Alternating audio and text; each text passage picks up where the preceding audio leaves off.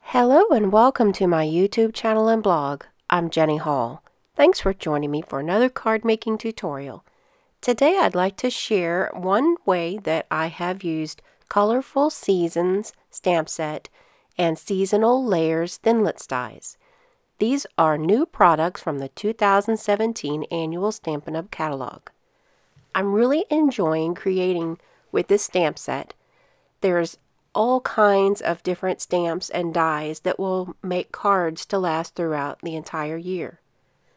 Today I am going to stamp with the small flowers, and these are a multiple stamp process. This video is going to run extra long because I want to take the time to show you exactly what you can expect from these stamps. The first generation of Watermelon Wonder ink is a nice dark stamped image. However, if I stamp off first and then stamp on, then whenever I add the secondary stamp that adds the details to each flower, it will show up with a very nice complement. To put the second layer, you can see that I added the stamp directly on top and then loaded them all onto the block at the same time. The stamps, the first generation stamp and the second generation stamp, are directional, so you do need to take your time, line the stamps up the way you want them to appear. You can go in any direction that you like with them, but my advice is to take your time, get to know these stamps, and see exactly how you want your project to come out. For the background of this card project, I'm using a piece of watercolor paper. I have a water brush and Cucumber Crush ink pad. What I'm going to think about creating is a kind of like the rolling grass hills. I'm going to use that little Adirondack chair to be a focal point along with the branch and the flowers that I've stamped. But I wanted them to be on a contrasting background. And I want to get a very natural looking watercolored background. Some people call this technique a watercolor wash, but basically what it is just taking a piece of watercolor paper and saturating with water to start off. Then, as you could see, I took a little bit of the ink and put it on the water brush and then put it to the paper and let the water bring the paper around. As I am moving the ink around on the watercolor paper, I'm not using a very heavy hand. Instead, I am kind of using a light touch because I want to allow the water that is on the paper to carry the color around for me. If I were to apply more pressure, then I would get a more, I guess the word I'm looking for is you would be able to see the brush strokes a little bit more than what I'm desiring for this project. While seeing the brush strokes is really nice for some projects, for today's card, I wanted it to look all natural and watercolory. There are other ways to create a colored background. One would be ink blending or using a sponge.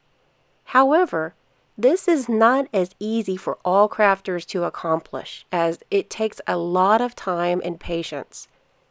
But the watercolor wash technique is successful almost 100% of the time. I have found the best thing to do when using this technique is to let go of any inhibitions about watercoloring and just let it look like what it's going to look like. It'll always come out original, and that's part of the best thing about making a handmade card. I stamped the sentiment in black ink once the paper was completely dry, and I have attached a piece of regular Whisper White cardstock that I used to do the flowers. That's multitasking one piece of paper, and that makes me really happy to stretch my crafty supplies. I have a piece of Designer Series paper here from the 2015 In Color Designer Series paper stack. 3 of the colors that I'm using for this project have 2015 In colors, which are going to be going away very soon. If you do not have these colors to work with, or the ink refills to keep your stamp pads nice and fresh, this is the right time to do it before they are sold out. The branch is cut from Tip Top Taupe cardstock. I'm going to attach everything with the fine tip glue pen and just kind of lay it in a natural sort of way.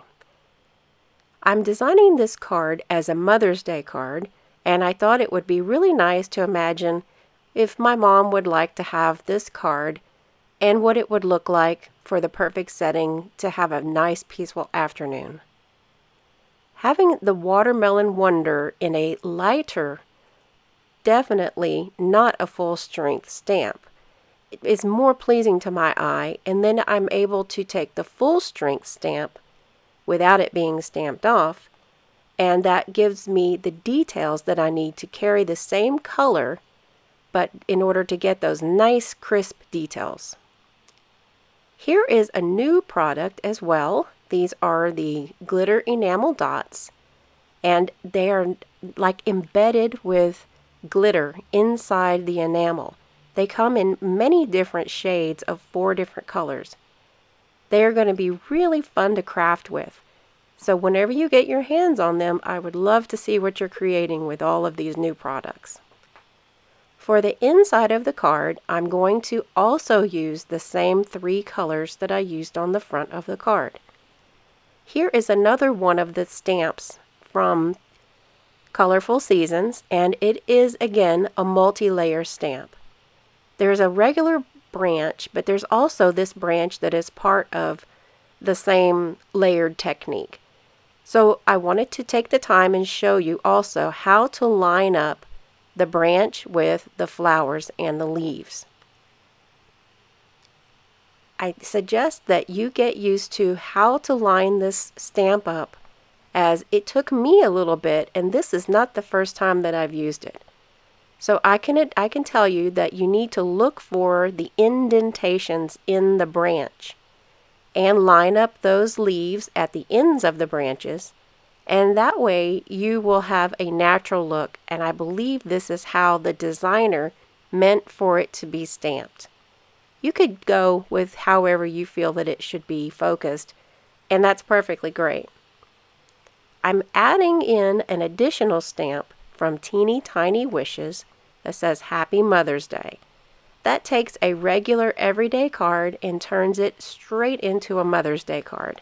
And I'm attaching this to the inside of my card with some liquid glue. Thank you for joining me for another card making tutorial. I hope this helps you decide how to use this stamp and die combination set that will be available in the new catalog. For more card making inspiration, I invite you to my blog at jennystampsup.com. Thanks for joining me today. Thanks for watching the video. Have a good day!